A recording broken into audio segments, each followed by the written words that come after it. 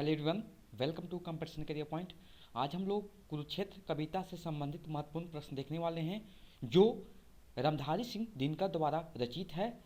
और हम लोग इस सेशन में कुल 65 प्लस महत्वपूर्ण प्रश्न देखने वाले हैं। फर्स्ट नंबर है, कुरुक्षेत्र काव्य किस प्रकार का काव्य है? तो ये जो काव्य है प्रबंध काव्य है। सेकंड नंबर, कुरुक्षेत्र के रचनाकार कौन है? रामधारी सिंह दिनकर। थर्ड नंबर, कुरुक्षेत्र का प्रकाशन वर्ष है 1946 ईस्वी।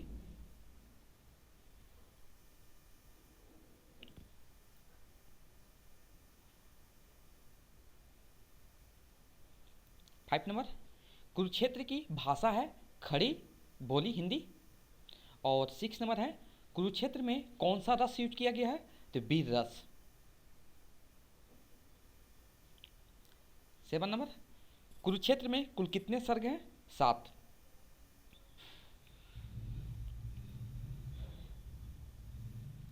एट नंबर, राष्ट्रकवि के रूप में किसे जाना जाता है? रामधारी सिंह दिनकर जी को।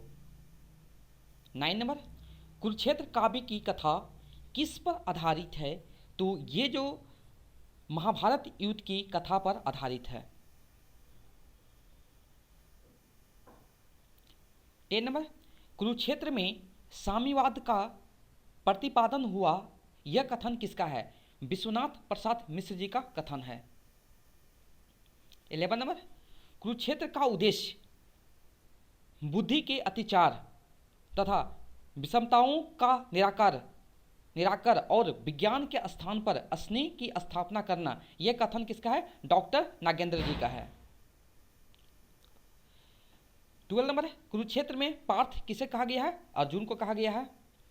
13 नंबर, कुरुक्षेत्र का प्रतिपाद्य है युद्ध और शांति की समस्या।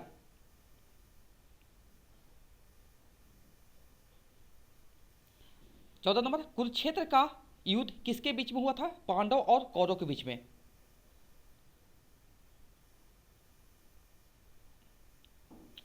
15 नंबर, हिंदी साहित्य में दिनकर को किस वर्ग में कवियों में रखा जाता है? तो राष्ट्रीय सांस्कृतिक काव्यधारा के कवि के रूप। कुरुक्षेत्र किस ग्रंथ से प्रभावित है? तो महाभारत हो जाएगा इसका।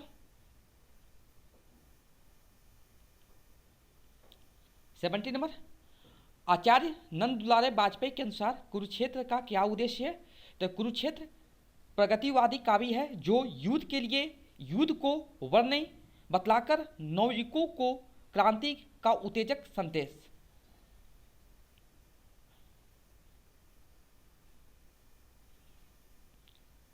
18 नंबर है, शिवचंद्र शर्मा के अनुसार कुरुक्षेत्र का क्या उद्देश्य है? तो कुरुक्षेत्र का प्रतिपाद्य विश्व युद्ध नहीं शांति है, विश्व कला नहीं मनुष्य मात्रा की एकता है।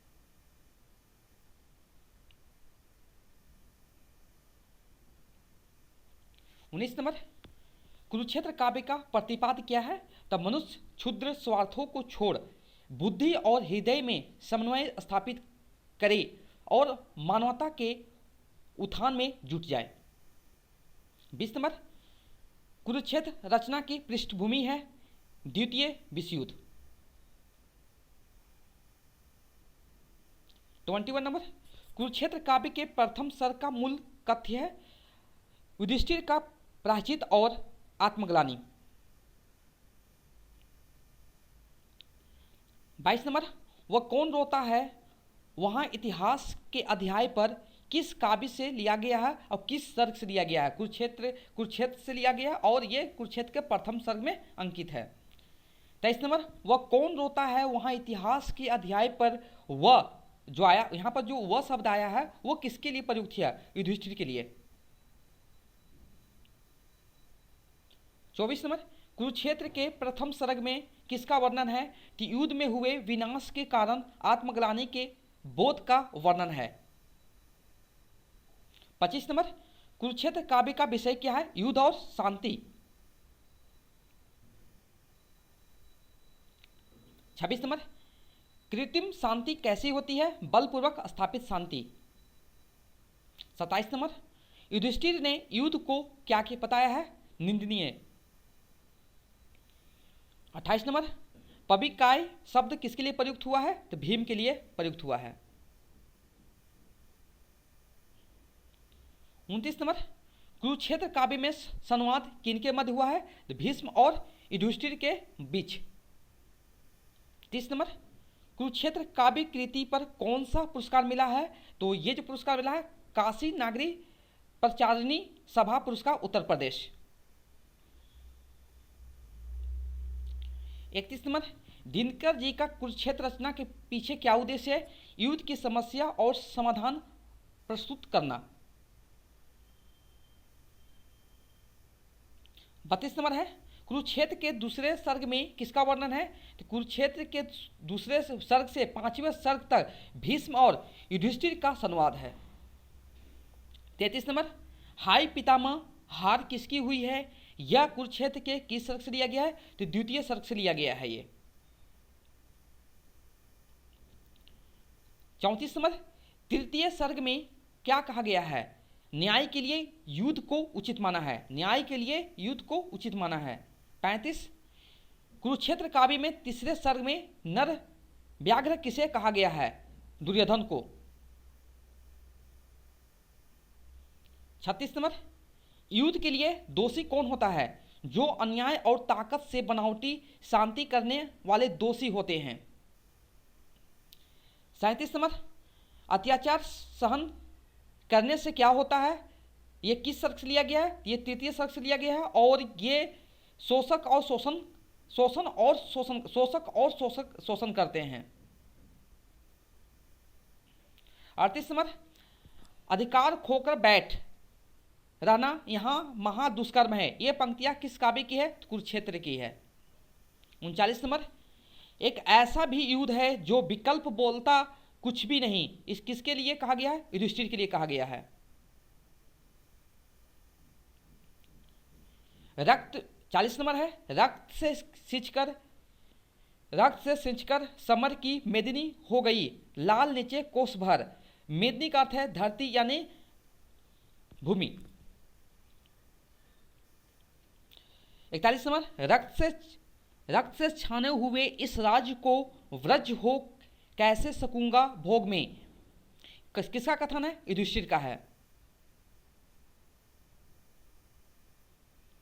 42, कुरुक्षेत्र कविता में किस सर्ग में राम का उदाहरण दिया गया है? तृतीय सर्ग में।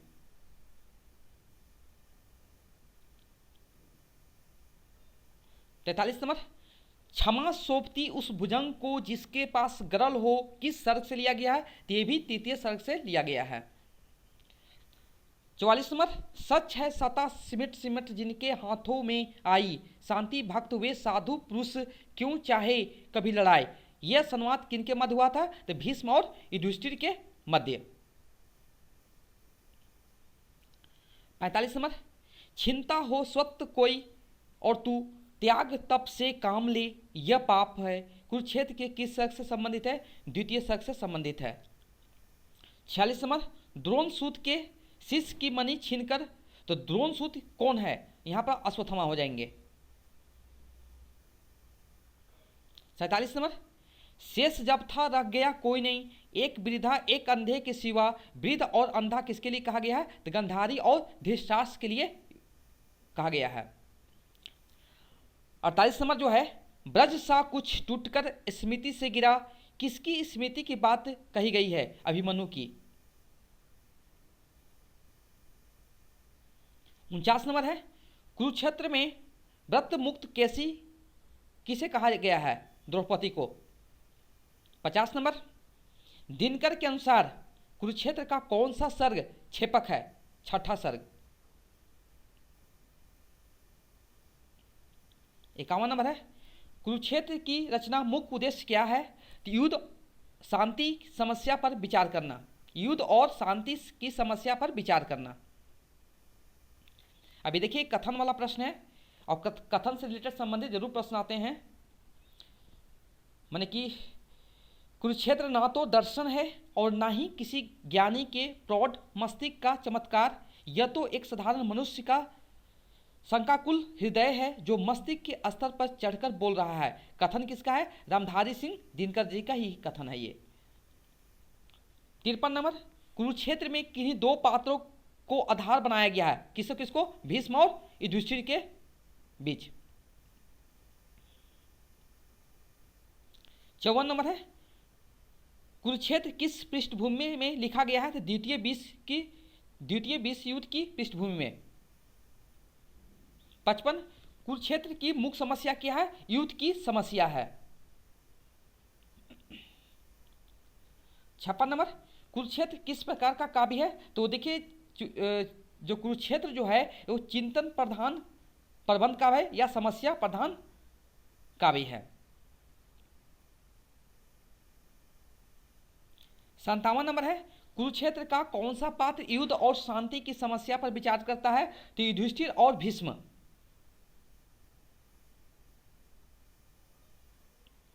58 नंबर है, कुरुक्षेत्र हिंदी का पहला ऐसा खंड काव्य है जो किसी एक समस्या को केंद्र में रखकर लिखा गया है, अतः इसे समस्यात्मक खंड काव्य कहना अधिक उचित है। कथन किसका है? तारकनाथ बाली जी का कथन है ये। 59 नंबर, कुरुक्षेत्र की ऐतिहासिकता को खंडित करने वाला सर्ग कौन सा है? 6वां सर्ग है ये। 60 नंबर है, कुरुक्षेत्र में कौन सा पात्र मानवता का समर्थक दिखाई देता है? भीष्म और युधिष्ठिर, दोनों हो जाएंगे आंसर यहाँ पर। 61 नंबर है, कुरुक्षेत्र के प्रकाशन के बाद दिनकर गंभीर कवि के रूप में रूपायित हुए, यह कथन किसका है? बच्चन सिंह का है।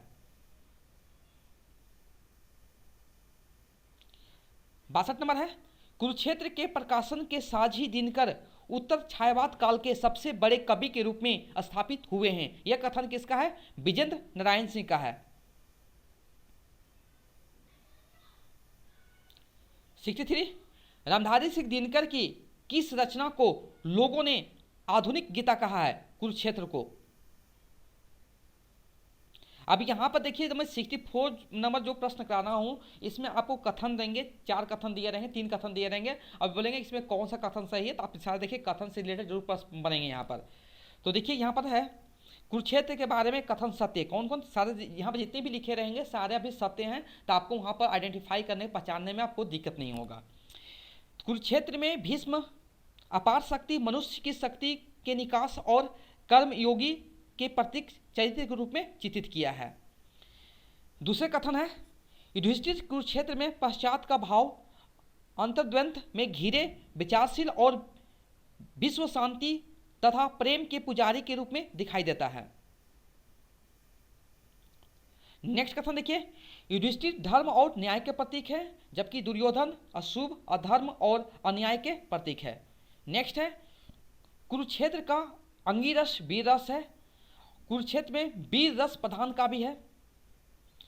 कुरुक्षेत्र काव्य का आरंभ करुण रस से हुआ है, इसमें श्रृंगार और वात्सल्य को बहुत कम स्थान मिलता है।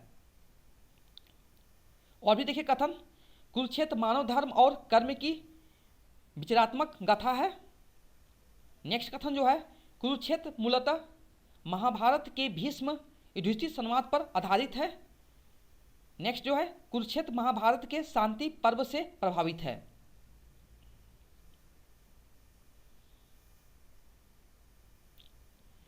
सीटी 5 में देखिए, कुरुक्षेत्र काव्य के अनुसार शांति का प्रथम न्याय क्या है? न्याय हो जाएगा।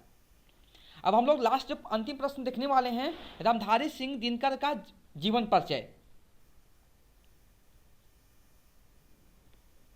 देखिए सबसे पहले आपको इनका रामधारी सिंह दिनकर का उपनाम जो है दिनकर जी हो जाएंगे। अब इन्हें राष्ट्र कवि के रूप में दर्जा भी दिया गया है। और इनका जन्म जो हुआ है, इनका जो जन्म हुआ है 23 सितंबर 1908 बेगूसराय बिहार। और देखेंगे इसमें इनकी मृत्यु जो हुआ है 24 अप्रैल 1974 ईस्वी को। व्यवसाय कवि और लेखक के रूप में थे। विषय जो लिखे इस पर विषय बनाया मैंने जो भी लिखे हैं, काव्य, निबंध, समीक्षा। और इन्हें देखिए अवार्ड भी कुछ मिला है। ओके, पुरस्कार देखिए साहित्य अकादमी पुरस्कार कब मिला? 1959 के लिए। और पुरस्कार जो है पद्म भूषण मिला है 1959 में। और ज्ञानपीठ पुरस्कार जो मिला है 1972 में। किस पुस्तक के लिए? उर्वशी पुस्तक के लिए मिला है। ये उर्वशी पुस्तक के लिए इनको ज्ञानपीठ पुरस्कार मिला है। ओके, तो ये थे आपके कुरुक्षेत्र से संबंधित महत्वपूर्ण प्रश्न। ओके, अगर कंटेंट अच्छा लगा हो तो कंटेंट को लाइक कीजिए और ज़्यादा से ज़्यादा शेयर कीजिए, और चैनल पर नए हो तो चैनल को जरूर से जरूर सब्सक्राइब कीजिए। Thank you so much for watching my video.